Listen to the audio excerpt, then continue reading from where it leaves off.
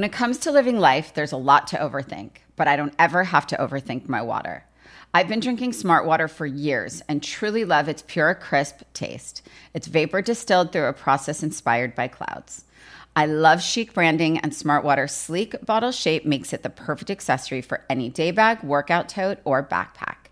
Smart Water is the smart way to hydrate no matter what you have going on in your life. Life is full of choices. Smart Water is a simple one. Visit drinksmartwater.com to learn more. Hear that? Yeah, that's the sound of you relaxing, because now you're managing diabetes with the Freestyle Libre 3 system. You get to know your glucose levels and where it's headed. Manage your diabetes with more confidence with the Freestyle Libre 3 system. Ready to learn more about the #1 prescribed CGM in the U.S.? Visit freestylelibre.us to learn more. Based on retail sales data for patients' last filled prescription by manufacturer. Refer to the FLAIR NL4 study published in BMJ Open Diabetes Research and Care 2019. Safety info found at freestylelibre.us. Kroger brand products exclusively at Baker's have the great taste you'll celebrate. That's why over 40 million people choose Kroger brand products, making them a true crowd pleaser. And with quality guaranteed, you'll love your choice or get your money back. Score Kroger brand products with savings you can cheer for and great taste you can't resist. Baker's, fresh for everyone. Entrepreneurs know some of the most challenging times when starting a business are at the beginning. At Genesis, they've harnessed all that beginning excitement into the first ever electrified GV70, featuring the silhouette of a coupe and the capability of an SUV. Learn more at genesis.com. Genesis, keep beginning.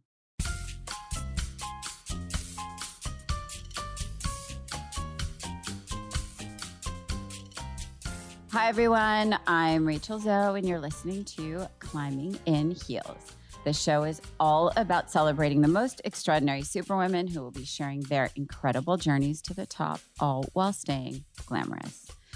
Okay, so today with me, we have someone that doesn't climb in heels and typically in sweats, but still, she is perfect for climbing in heels. And I'm so happy to have her on. We have the incredible Los Angeles born and raised Sara Foster.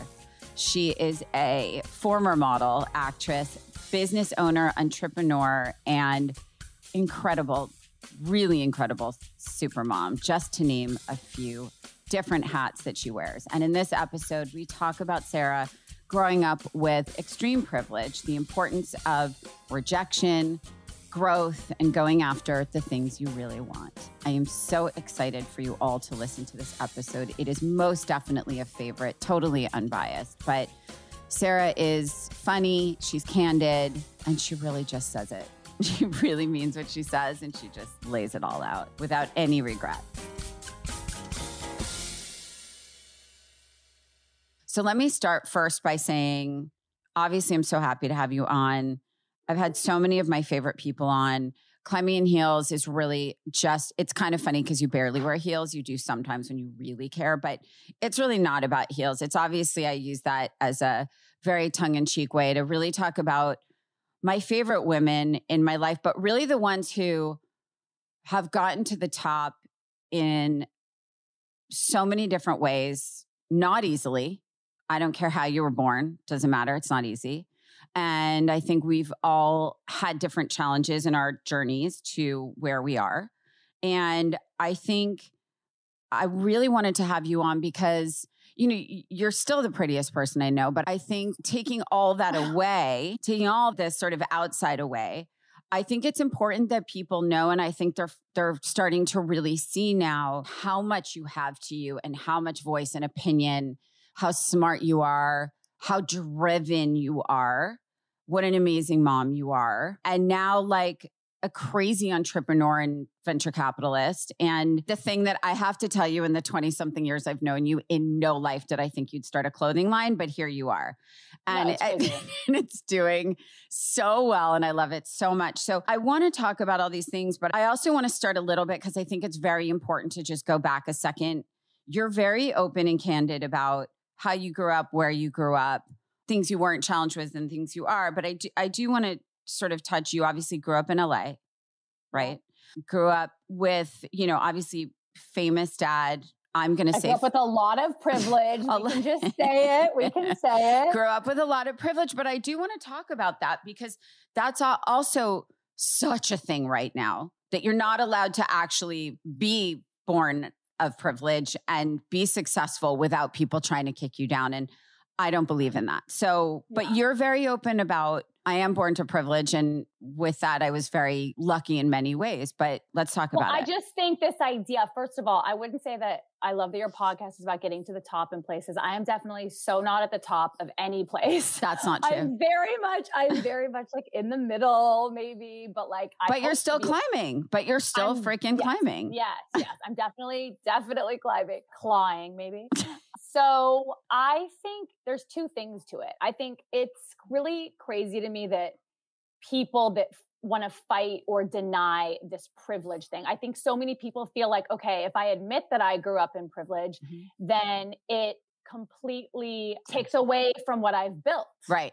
And I just don't agree with that. I think it would be crazy to not admit and to not celebrate how I grew up. I grew up with privilege. I grew up, I didn't have to worry about money.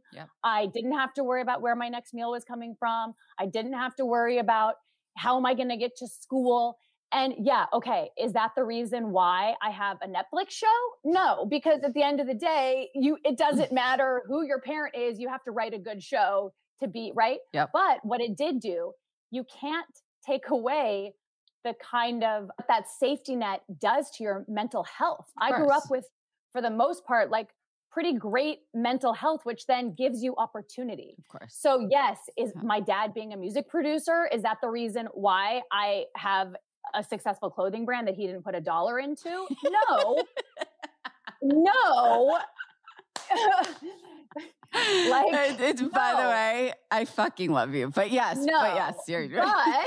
But I was able to build the blocks that I built to one day then start a clothing brand because of healthy relationships in my life, which were because I had a healthy childhood. So it's like, you just can't like take away what growing up with stability does to your future. It completely gives you a leg up.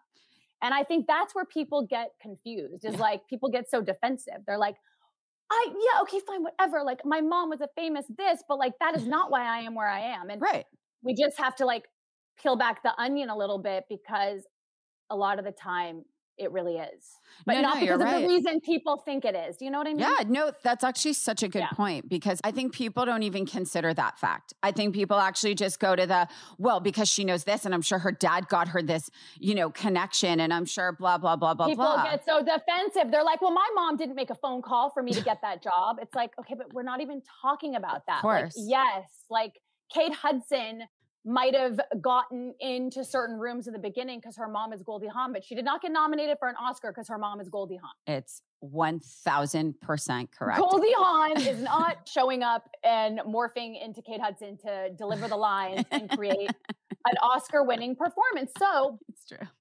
Anyways, no. I feel like I'm screaming. Am I screaming? Yes, but it's okay. It's your passion. Okay. Not screaming loud. Like it's not offending me in any way. But I do want to point out, and similar, it's funny. I've had so many incredible women on the podcast, and some of them have grown up in full struggle, in full survival mode, in full, like, I didn't know where my next meal was coming from, and, quite opposite. But I have to say, they have no resentment, no bitterness. And I think, interestingly enough, how some people hide that they're from privilege. It's only now that some of these women are comfortable saying, I grew up in survival mode. You know what I mean? I grew up in survival mode from a single mom. I barely graduated high school, that kind of thing. And I think what's interesting and what I want to touch on is that you very recently talked about like, okay, I didn't graduate college. I didn't whatever. What are your thoughts on that? Because I like to touch on education, because I have to say, for as many people, I actually think 90% of the women that I've had on here did not go to college. A few didn't graduate high school. I personally I couldn't care less. So for me, I want to know where you stand on that. And because it doesn't define you.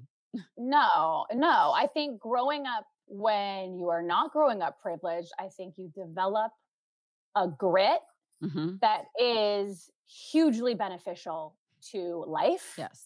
So I think we see a lot of kids that grow up with privilege and they've never had to develop the skills and the emotional intelligence when everything is handed to you to survive in life. Like we know a lot of people that grew up in great privilege and have never been able to figure it out in life because they never had to as a kid. Of course. So I grew up in privilege, but I also grew up where it was like a lot of tough love in my house. It was told to me at a very young age by my dad. He looked at us when we were very young and he was like, I want to be really clear. I have money. You do not have money. Yes. Okay. In my will, I will leave you money, but you are not coming into money. So he laid it out very young.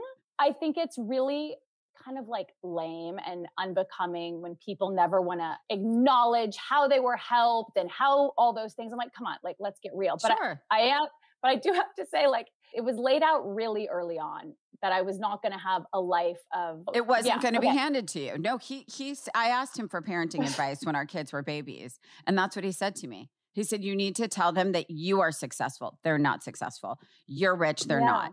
And I looked at him. It stuck with me. It really stuck with me.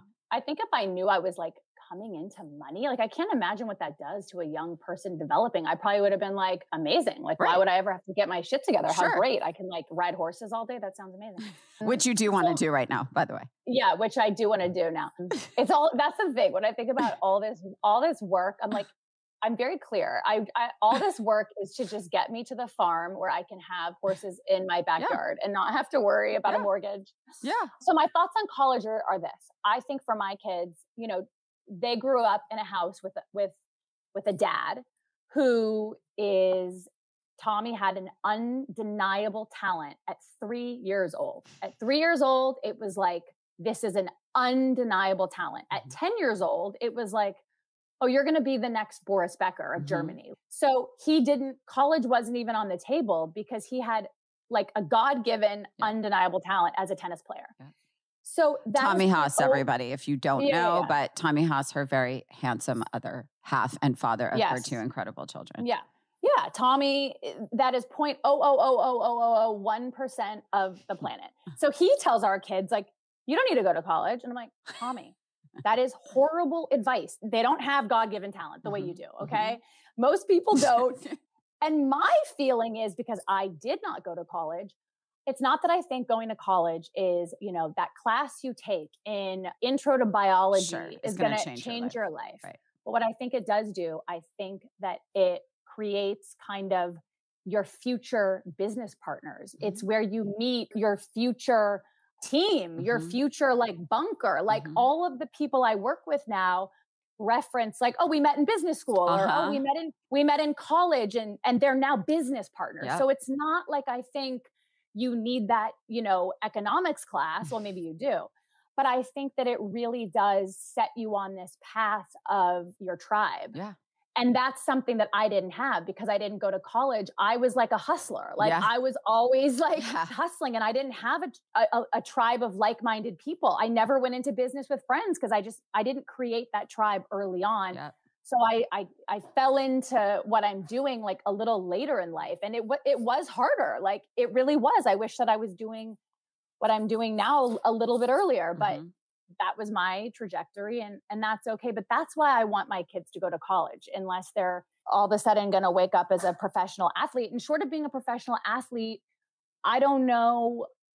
I'm not going to be okay with like, oh, okay, you're 18. You have this idea. Sure. You have an idea Start a business, raise money now. Right. Really? Yeah. You have an idea for a business.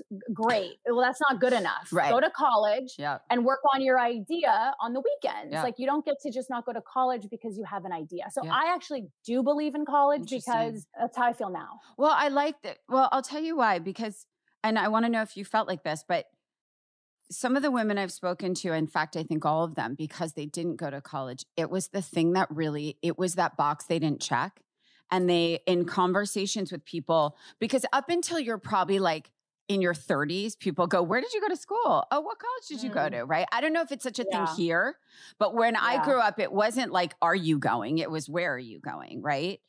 I do think it's this very loud conversation that happens now in society because I think a lot of kids aren't going. And I think parents are starting to not really care that they're not going. But I think I think for me, the one thing I would say to your point and why I think you're making such a good point, I went to college and what I take from it is I grew up. I learned to be on my own and live on my own and not go to my parents for everything and understand how to deal with things when I wasn't with my parents. And that was honestly, my biggest takeaway from those 4 years. And I also think there's a real lesson in life during the process of applying to college. Yes. I mean, rejection. Rejection is crucial. Rejection is crucial to life skills. Rejection is crucial to how we're going to live our life as an adult. And I think this society right now, I'm worried for this generation. I'm worried for my daughter, your son's generation, these 12-year-olds, they don't want to be uncomfortable for 1 second. Not a second. Valentina called me from school recently and was like, Mom, I am so upset. The librarian, she looked at me, she gave me a look, and the look made me very uncomfortable.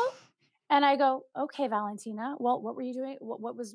Explain it to me. And she's like, well, the librarian, came up to me and told me, asked me if I should be in here. I'm like, I'm sorry, what? The librarian asked you if you were supposed to be in the library because it was during normal class hours and you weren't supposed to be in the fucking library.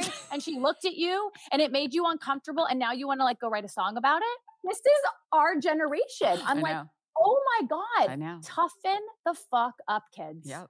It's crazy. You're right. No, I'm not okay. So I want our kids to have a little bit of a thicker skin because society is just making them so weak. I agree. And, it's funny, before we got on, I was saying to Emmy, I was like, funny, my goals for Sara when I met her as this gorgeous girl that opened Kate Hudson's front door in her Uggs and her cutoff jean shorts and a white tank with a, in your hand. I'm not sure. I was 17. So I was not wearing Uggs and booty shorts as an adult. I was No, she was literally a teenager, not legal to do anything yet. And she opened the door and I was like, who the fuck is this supermodel? And then my goals and aspirations for Miss Sara Foster after that was please be a supermodel.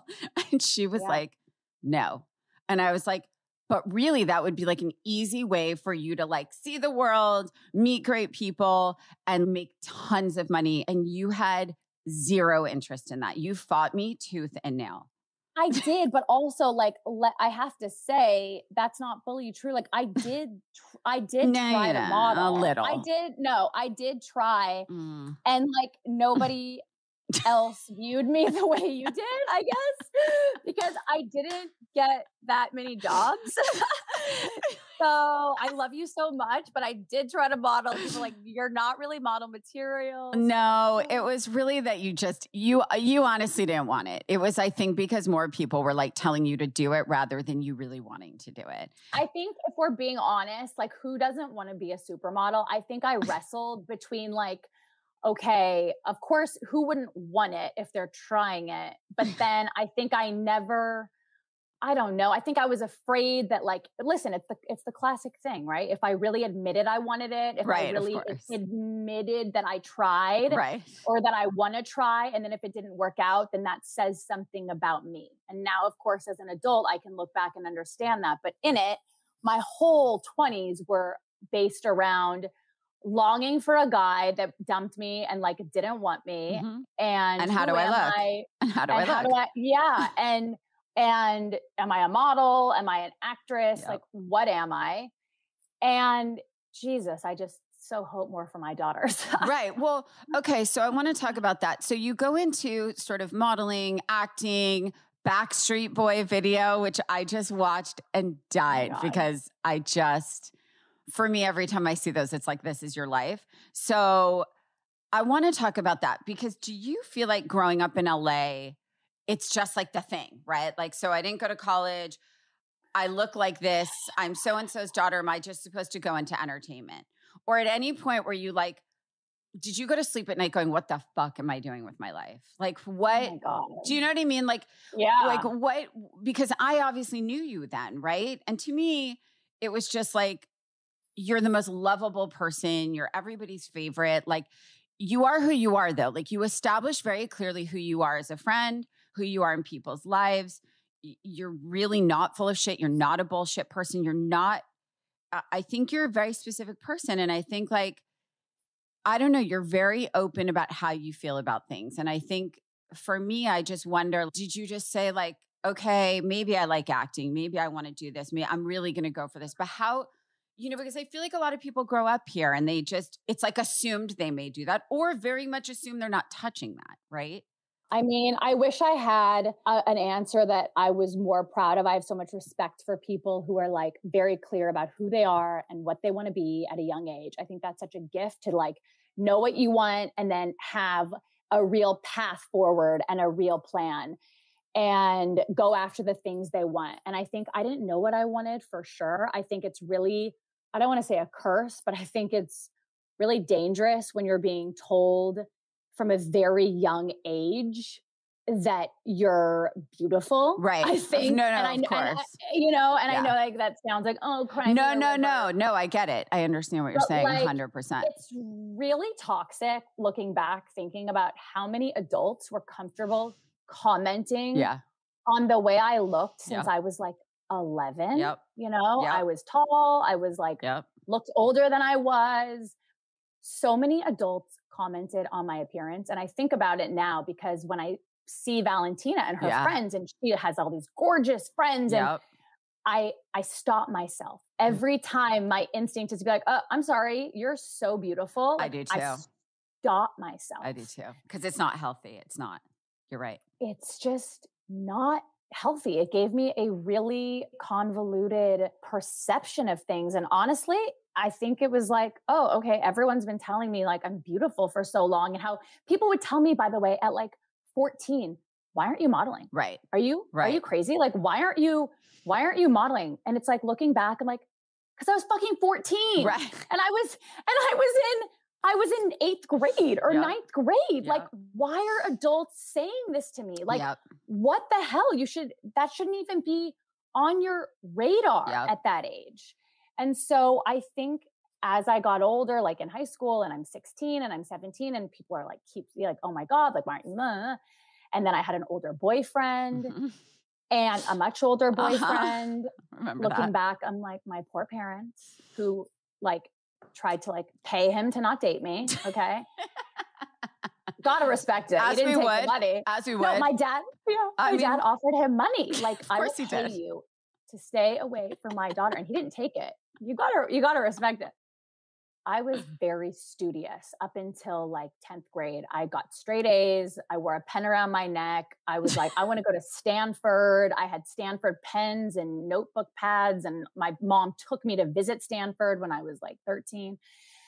And I went down the wrong path, and not the wrong path of like, I never did drugs. No. I've never tried a drug. I was never like promiscuous. I never got like wasted, but I went down the wrong path where I wanted to be an adult. So I started dating this older guy, and I like created this adult life with this guy. I mean, granted, he wasn't like 40, you guys, he was like 20 or 19, but I was 15, and that was a lot older. So I started going like, oh, I just want to be with this person. I just want to be with this person, and I want to like be a wife, and I just want to live this adult life. That's crazy.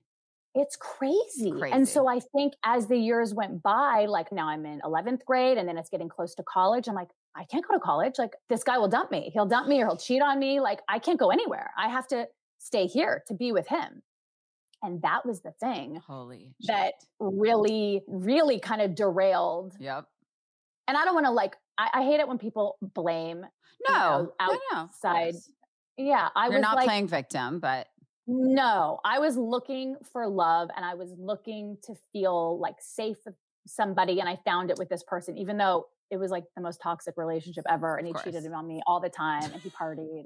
And same, had the same guy, same age, same guy.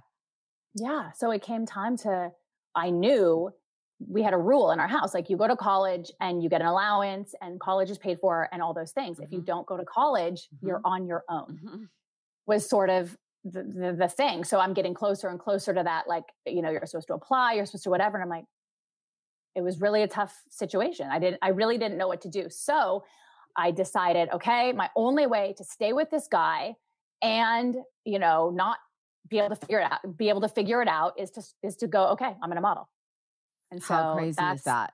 How crazy is that? Yeah. So I was like, all right, I'm going to do it. And I started doing like pretty okay from the beginning. Like I remember I got like a Tommy Hilfiger campaign and I got a Gap campaign. Yeah. Like I definitely got stuff, but like I would show up. Like I remember Pamela Hansen she said to me once, she was like, if you want to do this, like you have to take this seriously. Yeah. You cannot show up late to set. No. There are 50 other people here. You're a model. And this was, by the way, like 20 years ago or more, 22 years ago, where the modeling industry was very different. And Pamela was like lovely. Oh yeah. But it was very different. Oh no. Like you got yelled at. You got reprimanded. Or canceled. Yeah. Oh, I remember getting fired off of like I got fired. Not because of my attitude, but because they didn't like my look. Like halfway through the shoot, they were like, her teeth are weird, or like her smile is weird or something. And like, I heard them say it and I got fired like mid. It's wild. It's wild. And you can't, by the way, thankfully you can't do that anymore, thankfully. And it's a different world. But I think in that sense, like, okay, so you go on, you're modeling, you're not loving it. You're like, I'm not winning at this. You do some acting, in my opinion, of course, I may be biased, So I went from, I also want to say too about that is we have jumped the shark a little bit a lot, because yes, thank God times have changed and people have to be respectful. Yes. And people have to talk to you a certain way. Yes. And thank God all of that. And women feel safe in the workplace. It used to be like you would go complain to HR and you'd get fired. Now we're protected. So 100. These are all the good things about the change. But I do think now we are like, it's not okay to fire people anymore. Like, I'm sorry, what? Like, if you're not doing the job, you need to be fired. So today it should have been that like, it was handled in a respectful way. Like, Sarah, we're so sorry. We'd like to pay you for the rest of your time. You're wonderful.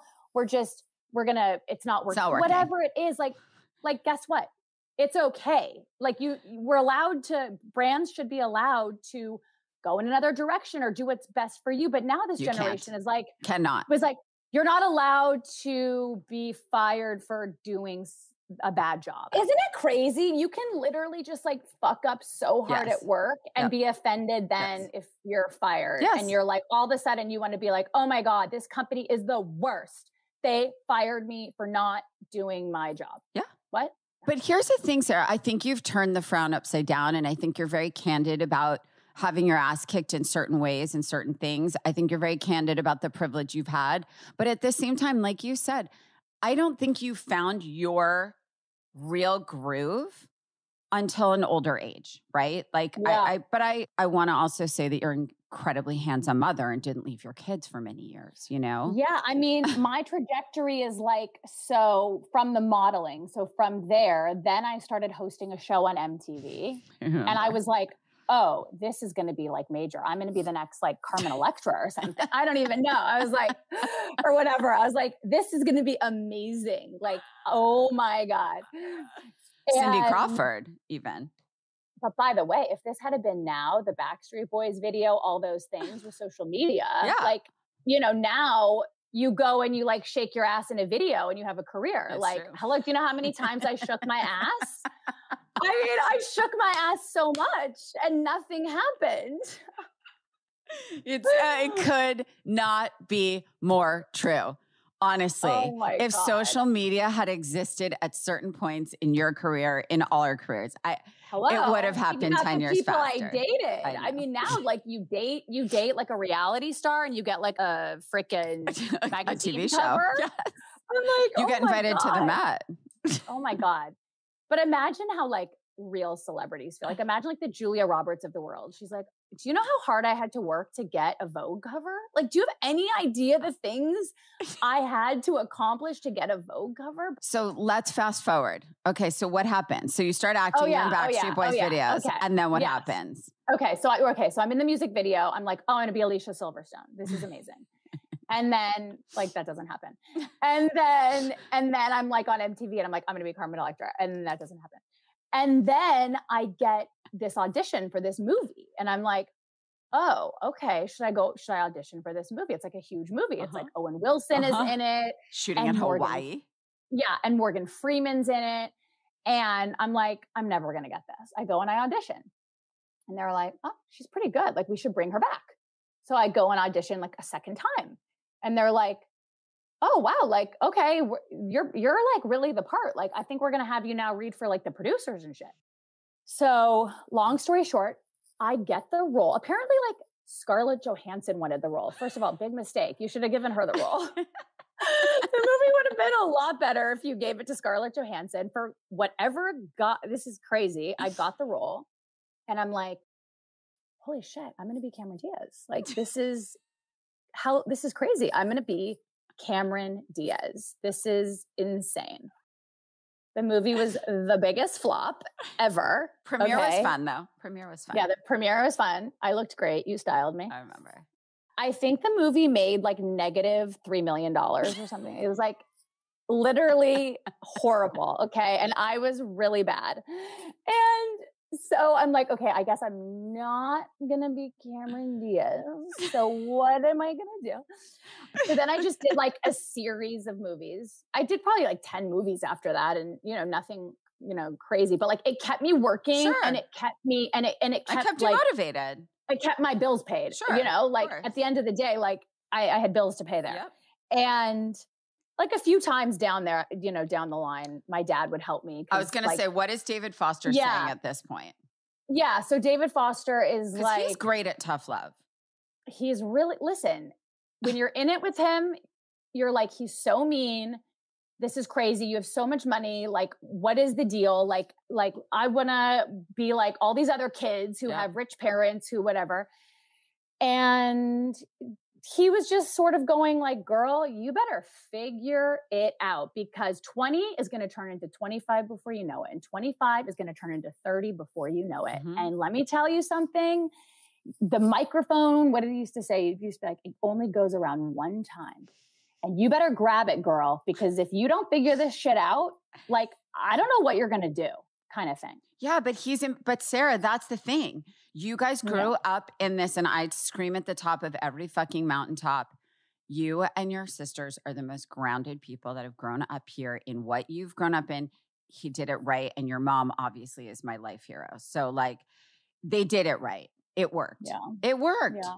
Yeah. It worked. You're grateful, unspoiled, not bratty, extremely like, I don't know. And I wouldn't say that. You know what I mean? Yeah. I mean it. It worked. Whatever they did, it worked. I'm here to say that from the outside. When it comes to living life, there's a lot to overthink. Like most working moms, I'm constantly juggling my work and my family life, and sometimes all that decision-making is truly exhausting. But at least I don't ever have to overthink my water. I've been drinking Smart Water for many, many years and truly love its pure, crisp taste. It's vapor distilled through a process inspired by clouds and has added electrolytes for taste. The first thing I do when I wake up in the morning, every morning, is head down to my kitchen to drink water. Hydrating with Smart Water is my favorite way to start the day, and making that simple choice is such a refreshing change of pace from the whirlwind of my life. Starting my day by focusing on myself and my health is so important to me. I'm always a lover of chic branding and packaging, and Smart Water's sleek bottle shape makes it the perfect accessory for any day bag, workout tote, or backpack. I absolutely love how the rounded bottle fits perfectly into my kids' side pockets for school or camp. Smart Water even looks chic displayed on any counter or vanity in my house. As most moms know, it can be tricky to get kids to drink enough water, but my boys absolutely love the taste of Smart Water, and the sports cap is great for their very, very active days. Smart Water is the smart way to hydrate no matter what you have going on in your life. Life is full of choices. Smart Water is a simple one. Visit drinksmartwater.com to learn more. My dad works in B2B marketing, but I never really knew what that meant. Then one day my dad came by my school for career day and told everyone in my class he was a big MQL man. Then he just kept saying things like, the more MQLs, the better, over and over. My friends still laugh at me to this day. I think it means marketing qualified lead. One thing's for sure. I'll be known as the MQL man's kid for the rest of my days. Why couldn't you just be a fireman or a lawyer? Why? You ruined my life, Dad. Not everyone gets B2B, but LinkedIn has the people who do. And with ads on LinkedIn, you'll be able to reach people based on job title, industry, likelihood to buy, and more. Start converting your B2B audience into high-quality leads today. We'll even give you a $100 credit on your next ad campaign. Go to linkedin.com/customer to claim your credit. That's linkedin.com/customer. Terms and conditions apply. LinkedIn, the place to be, to be. AI might be the most important new computer technology ever. It's storming every industry, and literally billions of dollars are being invested. So, buckle up. The problem is that AI needs a lot of speed and processing power. So how do you compete without costs spiraling out of control? It's time to upgrade to the next generation of the cloud, Oracle Cloud Infrastructure, or OCI. OCI is a single platform for your infrastructure, database, application development, and AI needs. OCI has 4 to 8 times the bandwidth of other clouds, offers one consistent price instead of variable regional pricing, and of course, nobody does data better than Oracle. So now you can train your AI models at twice the speed and less than half the cost of other clouds. If you want to do more and spend less like Uber, 8x8, and Databricks Mosaic, take a free test drive of OCI at oracle.com/strategic. That's oracle.com/strategic. oracle.com/strategic. Entrepreneurs know some of the most challenging times when starting a business are at the beginning. At Genesis, they've harnessed all that beginning excitement into the award-winning GV70. And with the first ever electrified GV70, you get all that stunning design and innovative tech in an electric vehicle. The electrified GV70 features the silhouette of a coupe and the capability of an SUV. The exclusive G-Matrix grille stylishly hides the charging port. Inside, discover a driver-oriented cockpit featuring fingerprint recognition, available Napa leather, and premium navigation with a 14.5-inch HD screen. Engage boost mode for an exhilarating 483 horsepower. And when it's time to charge, DC fast charging will give you up to 80% charge in minutes. Your Genesis electrified GV70 is waiting for you. What will you begin? Learn more at genesis.com. Genesis, keep beginning.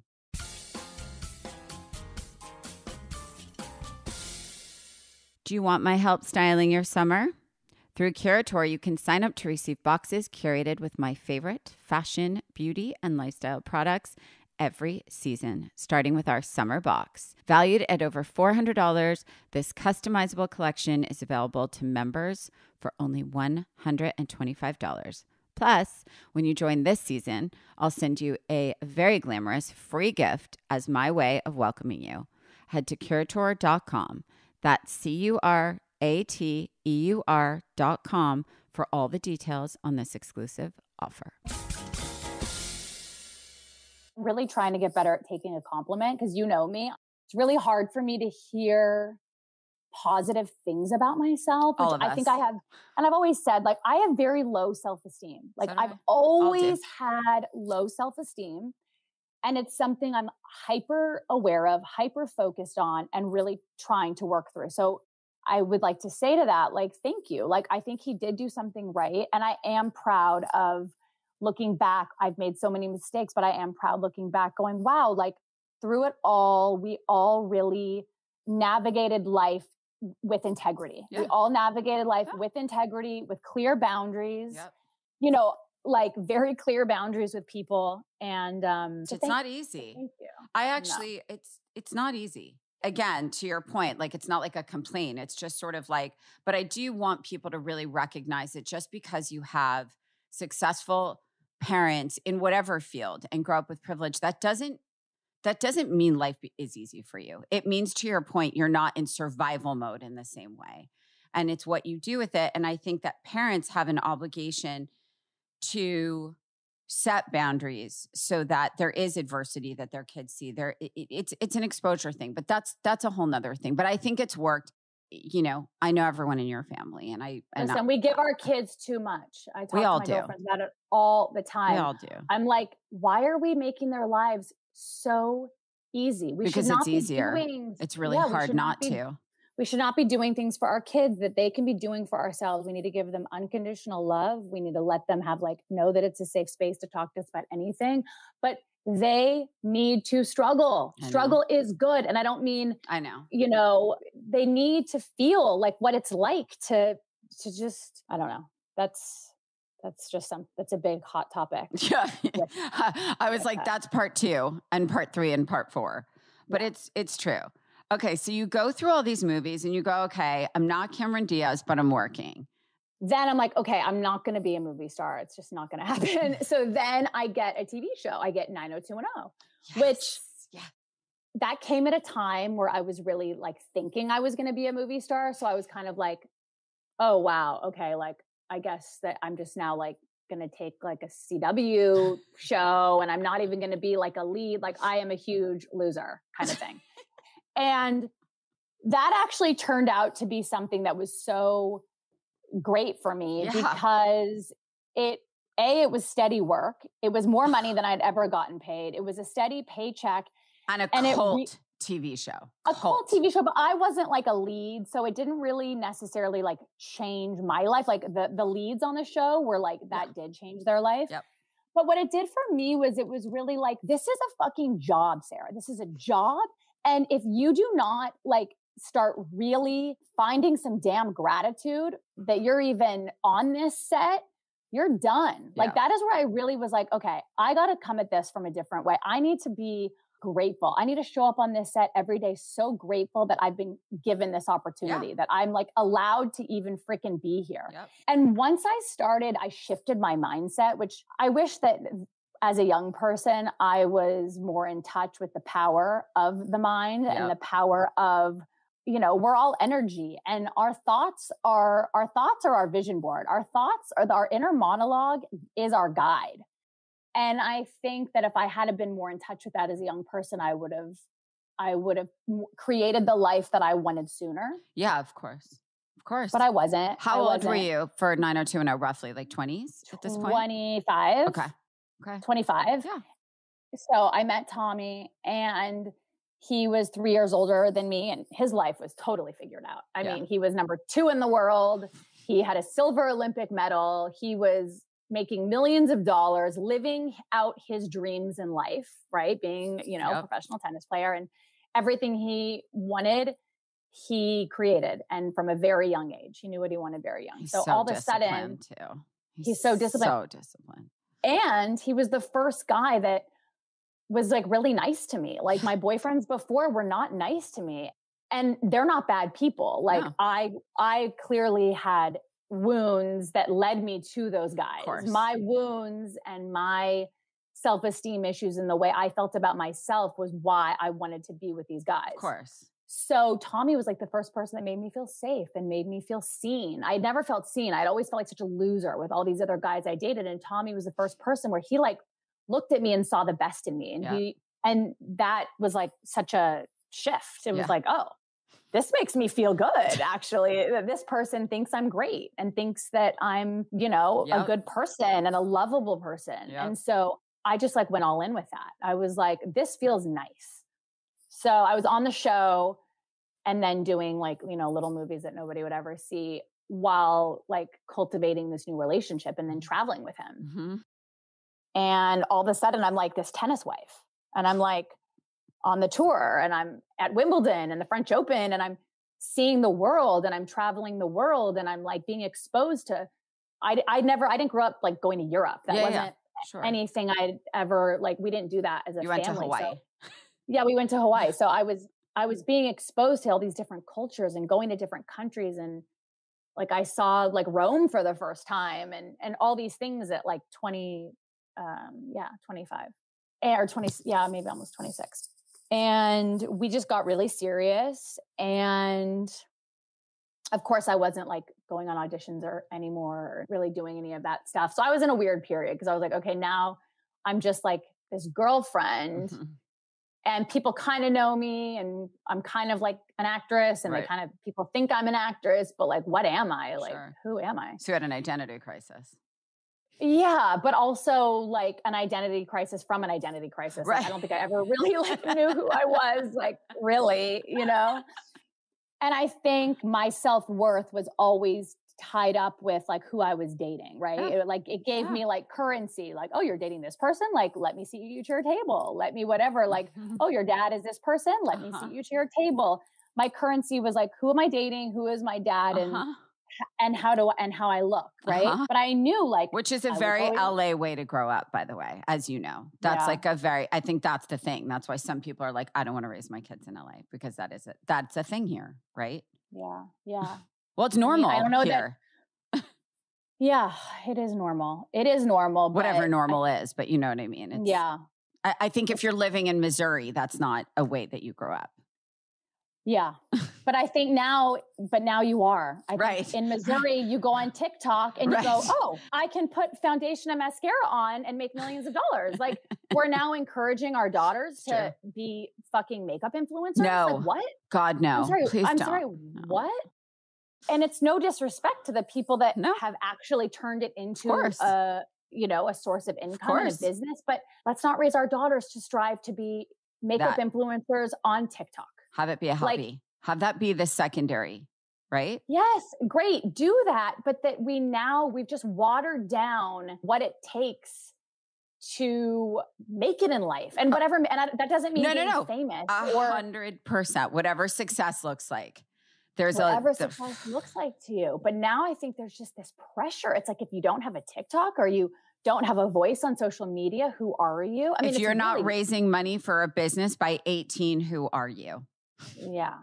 Yeah. So Sarah, so you're a tennis wife, you're a sort of actress, sort of model. You're all like, who the fuck am I? Because I'm defined by who I'm with and the family I come from. So then at what point are you like... Yeah. I mean, in today's world, I'm an actress, because in today's world, if you're like kind of on a show, then you have millions of followers. 10x, 100%. You have millions of followers. Yes. You're a successful person. Because you're also like an influencer. Yep. But like, can you imagine how many followers you would have had, Sarah? Oh my God. 20 years ago, being on a hit show, I was kind of an actress. Yeah. 20 years ago, because 20 years ago, it took so much more to be an actress. You couldn't just sort of be on a show, Of course. Yes, I'm doing all that. And then I'm kind of just giving up a little bit. I'm kind of just like, okay, I'm just going to live in Florida. Like Tommy lived in Florida, and I'm just going to like support him. And I mean, look, if I had some like incredible career back home waiting for me, I probably wouldn't have done that, but it was a good narrative. It was a good narrative. Sure. Like, I'm just going to be with him, even though it was like not like that much was waiting for me at home. Anyways, I'm going to land the plane because I've been talking for hours, I feel like. So we ended up getting pregnant when I was 29.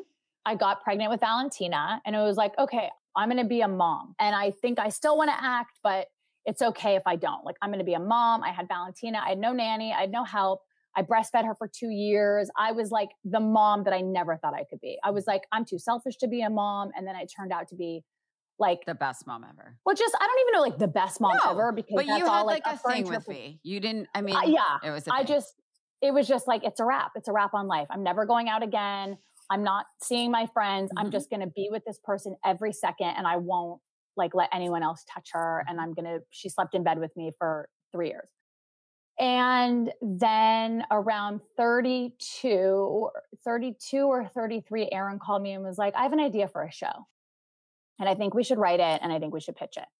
I was like, what? I'm like here with my 2-year-old or 3-year-old. Like, I can't be writing a show right now. Like, I'm potty training her. And she's like, no, I'm telling you, this is a really good idea. It's kind of like a Curb Your Enthusiasm, but for like blonde, like wannabe celebrities.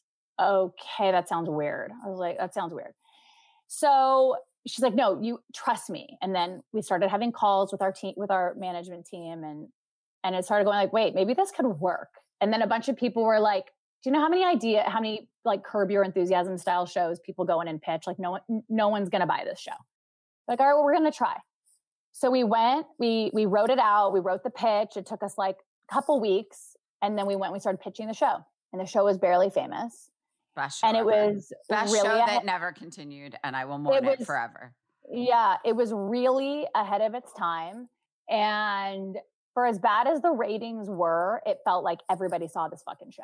So what it did is it completely changed the trajectory of mine and Aaron's life, because all of a sudden we have top executives, top producers, top writers, top, like all the things reaching out to us being like, you guys wrote this show. This show is genius. I'm getting now called in to go like audition for comedies. I had never been looked at as a comedic actress. Like I couldn't get a comedy audition to save my life. And all of a sudden, like we're being like taken seriously. It's crazy. Like we're like, how is this? We're doing New York Times articles and we're like on the James Corden show. Because it was the best fucking show. It was fucking genius.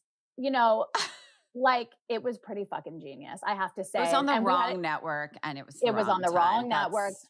Yeah. But we had the most unbelievable writers. We had the most unbelievable guest stars like yourself.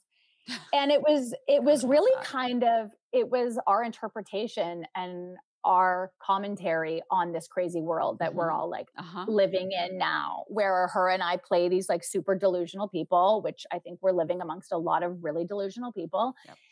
And it was our commentary on it. And it changed our life. I would say the only reason we have anything that we have today is because of Barely Famous. And I'll tell you why. It sent us down this whole new train. It just put us down. It sent us down a totally different road. So from that, we then sold a show to HBO. Then we get a production deal. Then we get Whitney Wolf calls us and says, all the girls on my team are obsessed with Barely Famous. Would you please come and speak? Would you come speak to all my employees and to ladies? And then from there, we become the creative directors of Bumble. Right. And we get equity in the company and we're advisors to this tech company. And then from there, we start getting all these other deals, and it totally changed our life. And my instinct for so long was to always come from a place of no. And I always talk about this, and looking back, I'm like, I wish as a young person, I said yes to everything. Of course. Yep. I wish I said even things that I thought were beneath me, even things that I thought like I couldn't do, or things that I thought were lame. I wish I said yes to everything. Your 20s are the years to say yes to everything, because you never know where it will lead you. You never know who you'll meet along the way. And I started saying like, yes, I started fully getting out of my comfort zone. By the way, when we took the Bumble job, people were like, that's lame. You guys are like now finally becoming these like, you know, actress and writers that people are starting to respect. And you're going to go like work at a tech company. That is so lame. People told us not to do it. People told Whitney not to hire us because like, why are you hiring, entertainment like, this people? Makes no sense.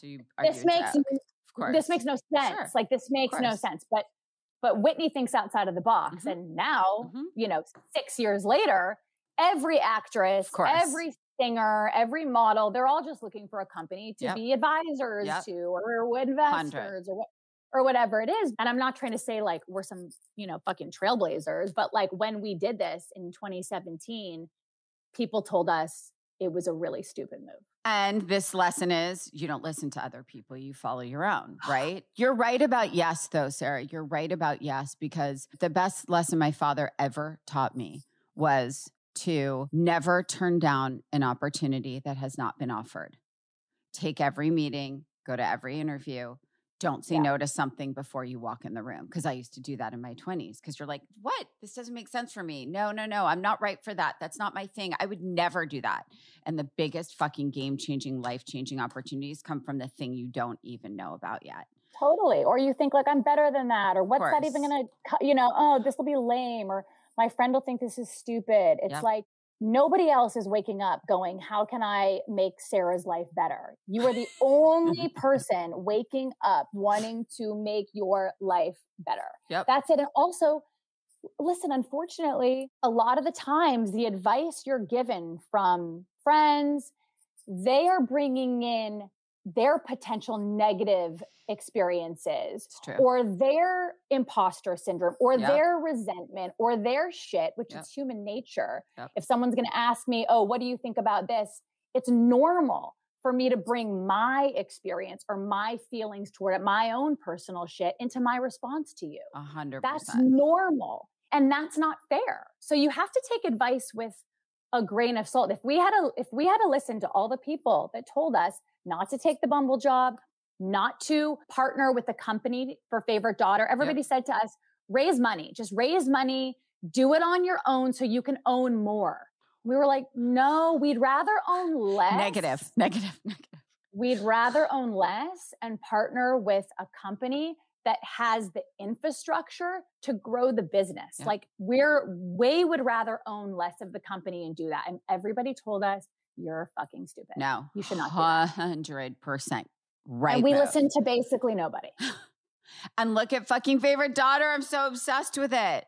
And watching you and Aaron and Jordan do favorite daughter is life. Because, and also like, it's the irony. And I, for me personally, I think my favorite thing about what all of you do, honestly, is that you take such humor and humility in yourselves. And I think that's the most important thing, because I've always made fun of myself. I'm so hyper aware of who I am and really laugh at myself most of the time. But I think for you guys, I think you have a really nice mix of really knowing exactly your place in each part of what you're doing. And I think that it's very important to do that, because I think that's what keeps you human. And I think that people's attraction to you and to Aaron and to Jordan, you're all your own people. But I think it's really like you own the fact that I shouldn't be doing this, but I am doing this. But now I'm influencing, and I know I'm not an influencer, and my daughter's making fun of me. And like, I think that is, to me, one of the most attractive parts about the brand and the business, and even launching Oversubscribed. And I think that like launching Oversubscribed, you said to me, which is a really good point, when you're getting into being a venture capitalist, you're like, I got sick of writing my own checks only, or I was running out of my own money to write, right? And you wanted to do this in a bigger way. Listen, I think we're living in a time now where it's like very zeitgeisty and very cool to like be an investor and be an advisor, and all that is great or whatever. But I think you have to be really careful. It's no joke. Like, it's a risky world. Early stage investing is a risky world.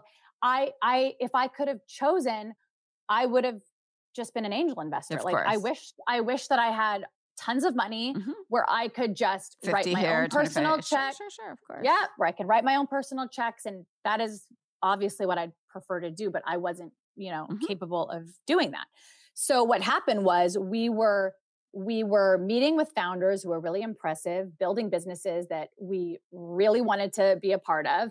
We would get allocations into, their seed round, pre-seed, whatever it was. And we'd be like, shit, we could write a $150,000 check into this company right now and have like real ownership. But like, I can't afford to lose $150,000,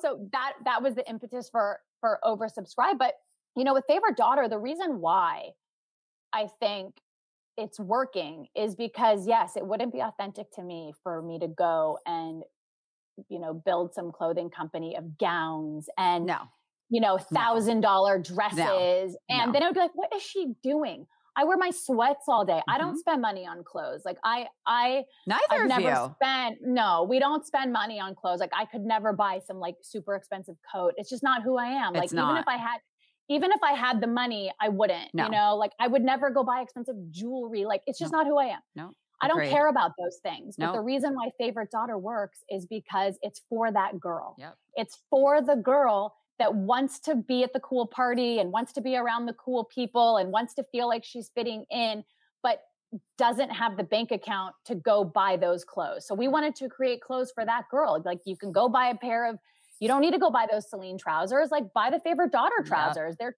$200 and they look just as nice. I mean, maybe a little less nice, but or you can buy a sweatshirt, right? Or a t-shirt. No, I agree. Yeah. So that's why it's working, because we launched a business truly like from a very authentic place. And I think everyone throws around that word authentic.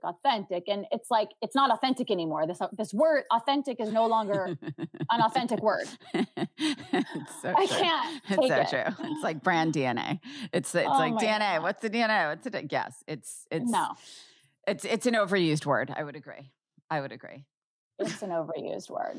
Well, Sara, I think you're at the top in a lot of ways. I think you have a lot left to do only because I just know you and I think you're going to do a lot more. There was this thing that came out on social media that I posted the other day that was sort of like, your horrible day is someone's dream success. I think at the end of the day, I think from where most people sit, you're very much at the top. I think I'm never going to feel like I'm at the top. I feel like I have 1,000 things I have to do left. I don't think most people who we perceive to be at the top of their field feel that they're at the top of their field, honestly.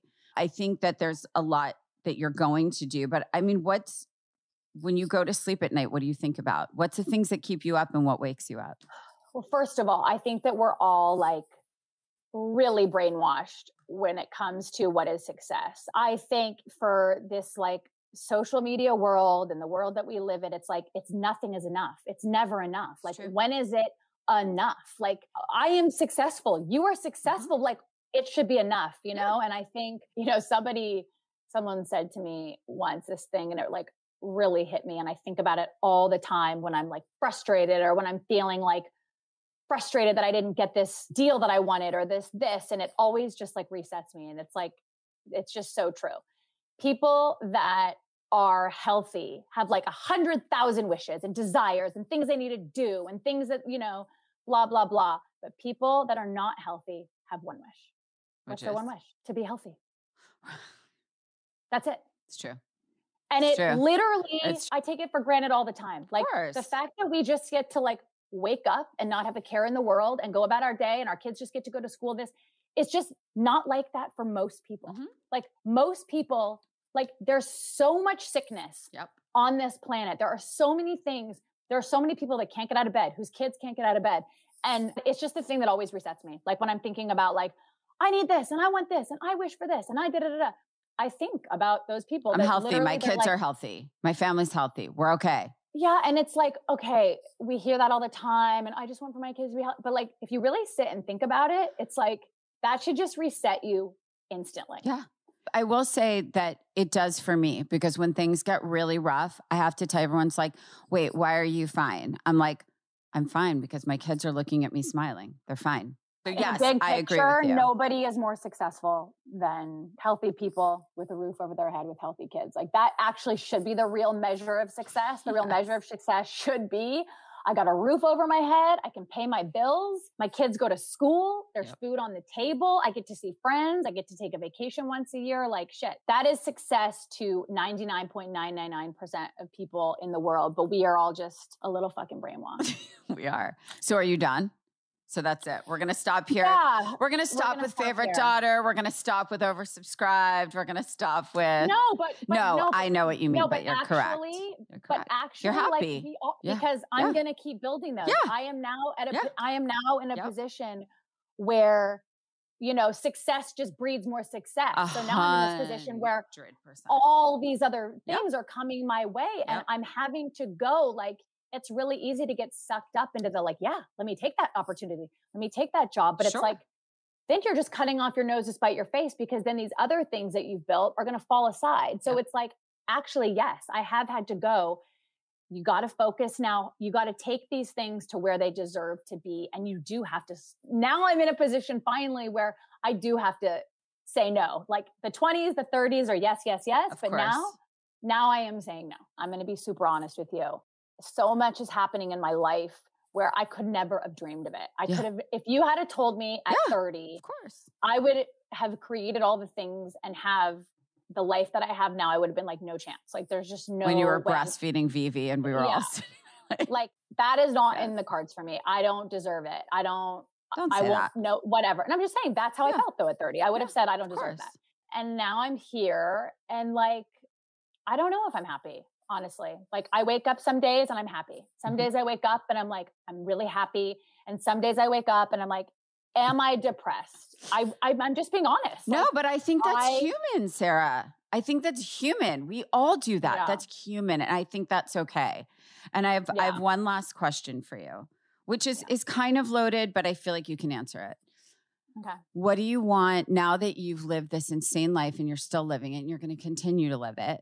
You have two amazing daughters. What do you do there? Because you're raising two amazing daughters in LA.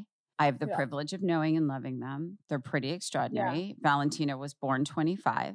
I mean, they're fine. They're 12 and 7. They're not that exextraordinary. They're great kids, but they haven't done anything that great yet. No, who has it 12 and 7? But what I mean is, but what I mean is, do you look at them and go, how do I not fuck you up? Or what do you dream for them every day, right?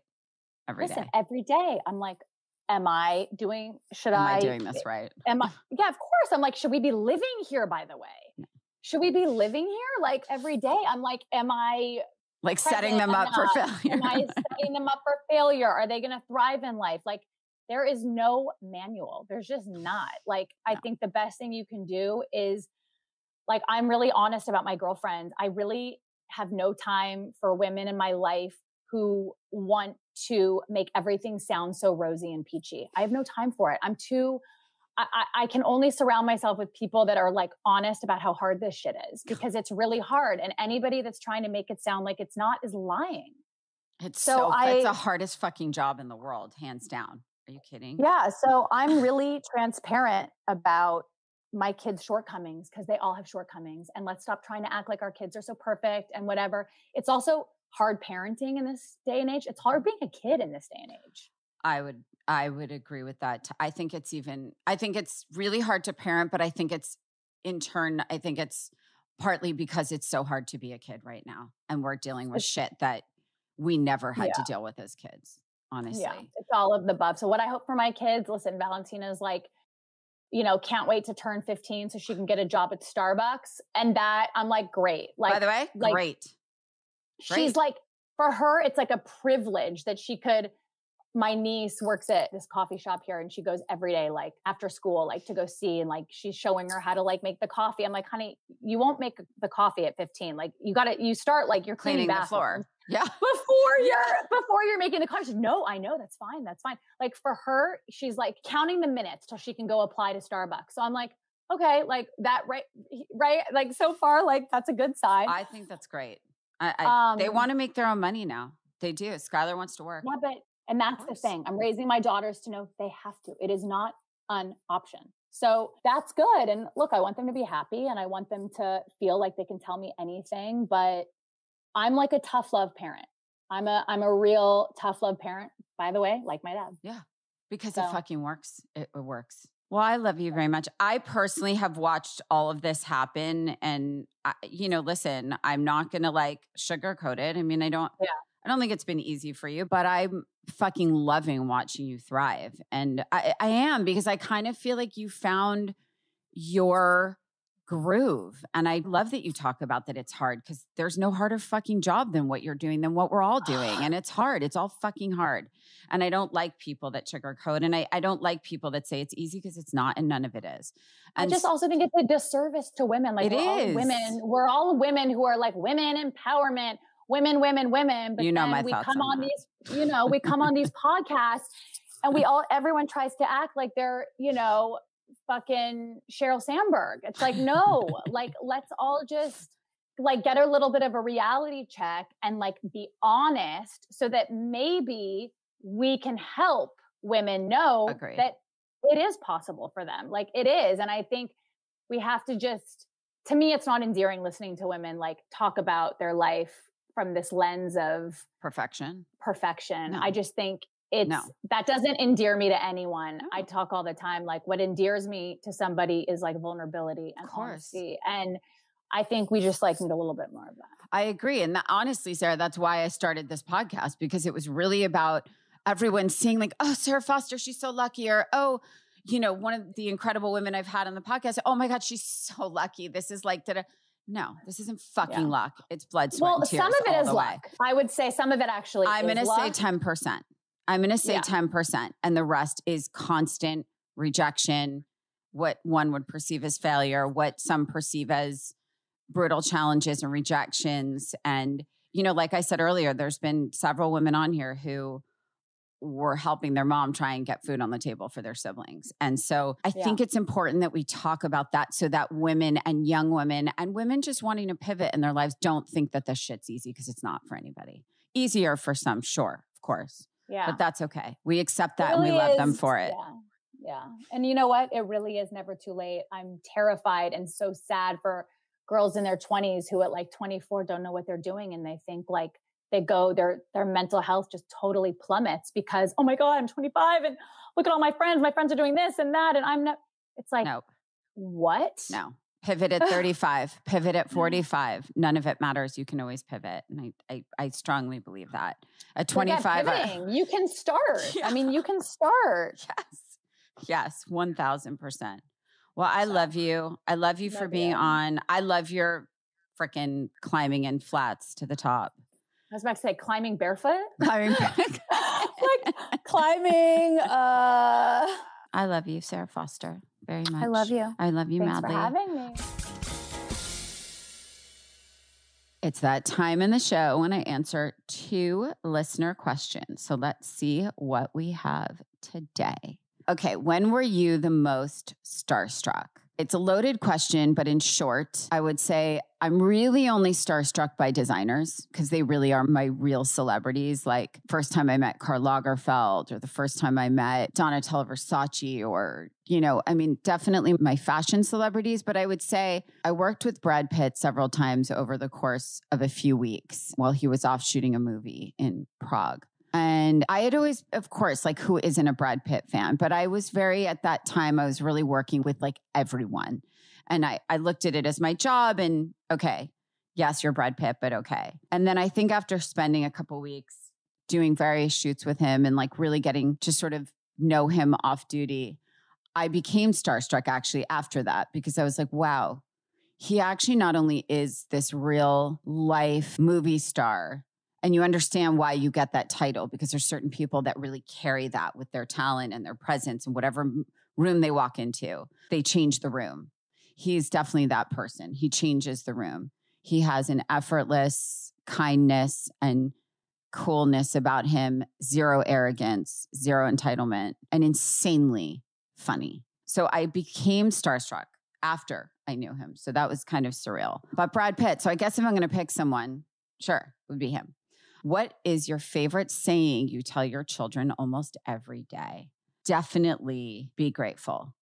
I would say definitely be grateful. I would say that I really teach them and have taught them since they can understand what it meant, that their jobs for their life are to be empathetic, be kind, be gracious, and try your hardest at whatever you do.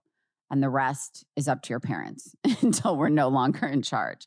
And I remind them of that very often because, when they start to say something that doesn't sit with me well, it's my job to correct that and bring them back to center. And I think I take that job really seriously. And I think that gratitude is probably the best thing you could ever teach your children. And I never really want to lose sight of that. And I never want them to lose sight of that. Don't forget to submit your questions for next week's episode. All you have to do is DM us your questions to @ClimbingInHeelsPod on Instagram, and I might just answer your question. I want to thank my friend Sara so much for coming on today. I am literally dead because I honestly couldn't stop laughing. I had tears coming out of my eyes from laughing so hard. But I have to tell you, I think every time I'm with Sara since the day I met her, I laugh. I laugh because she really just says what she means. She means what she says. She doesn't hold back. She takes full humor, I think, in herself. She's clearly very self-deprecating. But the thing I really admire the most in people is they're aware of their strengths, their challenges, and really their place, sort of, in how they really view themselves in the world or in a room, honestly. And I think I relate very much to many things Sara said and talked about. And I think we covered a lot. We talked about toxic positivity, how a simple compliment can really be damaging to some people, depending on how you take it. I think certain things that we say to people that we think are a compliment and make them happier in that moment because it feels so genuine can actually be damaging in some ways and really impact, I think, when things are said to people at a younger age, especially, how it can impact how they really view themselves and how they sort of move through the world, honestly. I loved hearing Sara talk about her childhood, her thoughts on nepotism, being a Nepo baby, because she is, but I don't, again, view that as a negative. It's funny because I have so many people in my life that grew up, in more challenging childhoods, and they're like, God, I wish I was a Nepo baby. Like, it doesn't mean you don't work your ass off. It might be an easier journey to meet people, get your foot in the door, but getting your foot in the door, well, sometimes being the hardest part, you have to be able to stay there. You have to be able to do the work and have the talent and have the work ethic to stay there. And Sara's a hustler, and so are her sisters. And I think she's only just begun with Favorite Daughter and her fund oversubscribed. But, again, she's happy where she is. She's happy to just keep growing at what she's doing and have the opportunities. And she's very grateful for them. And I think, like many successful people, and I think specifically ones that grew up in a very sort of privileged upbringing, whether it's with fame or fortune or whatever, I think there's a bit of guilt that comes with that sort of, I've always had everything I needed. And I think that has its own sort of issues and things to be battled with constantly in life. And this was definitely one of my favorites. And I hope that you all take away a lot from this episode without judgment, because I think that Sara was very candid. And I think that you don't have to agree with everything that we talked about, but I think about all the things we talked about and make your own judgment, honestly, about yourself and how you approach your life. If you want more Climbing in Heels content, please follow me on @RachelZoe and @ClimbingInHeelsPod on Instagram for more updates on upcoming guests, episodes, and all things Curator. I will see you next week. Mwah.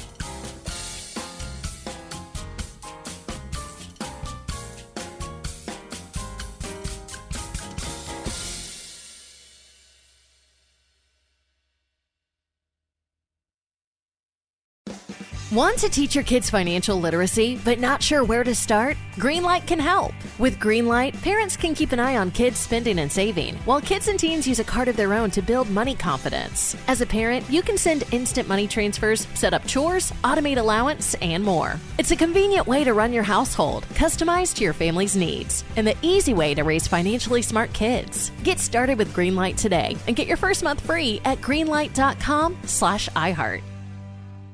Whether it's game day, movie night, or just a busy day, it's always time for Papa Murphy's. And now you can get any medium 2-topping pizza for just $6.99.